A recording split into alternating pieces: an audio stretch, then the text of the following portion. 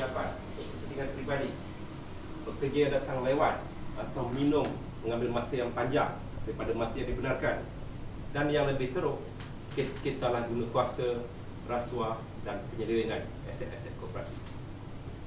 Kalau kita lihat, kerajaan sangat serius untuk membangunkan ekonomi negara kita, utamanya dalam program transformasi ekonomi negara dalam menjadikan Malaysia sebuah negara maju pada tahun 2020. Dalam hal ini, jawatan kuasa pemandu NKRA 6, iaitu bidang keberhasilan yang ke-6, pencegahan rasuah. Jawatan kuasa pemandu tersebut yang dipengungsikan oleh Datuk Seri Idris Jalil telah memanggil sebanyak 76 buah syarikat tersenarai di Bursa Saham Kuala Lumpur untuk menandatangani program ikrar integriti.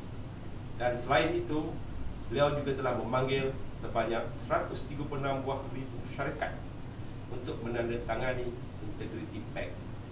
Ini semua bagi bertujuan meningkatkan integriti di kalangan syarikat-syarikat yang berada di Malaysia, supaya mana-mana syarikat yang menjadi vendor pada kerajaan tidak terlibat dengan urusan rasuah.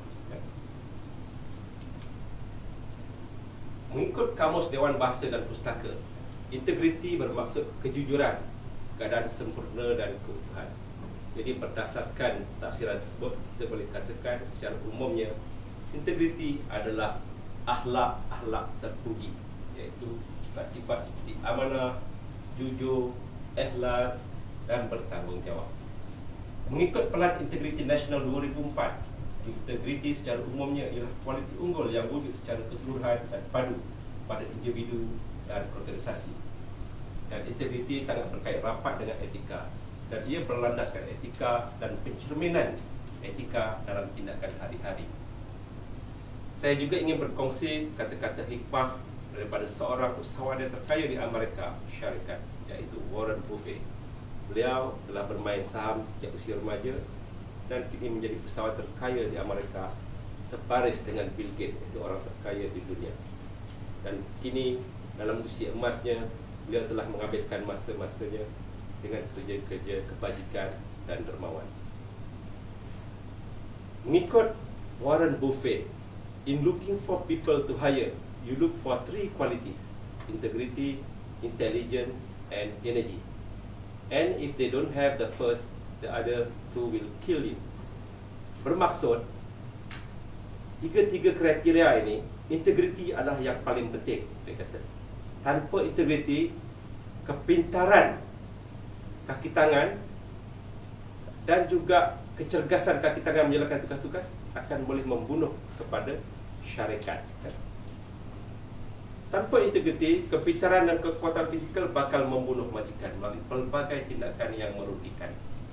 Kalau kita lihat, integriti adalah akhlak terpuji, ya. Ciri-ciri yang ada dalam integriti adalah ikhlas, jujur, amanah dan bertanggungjawab.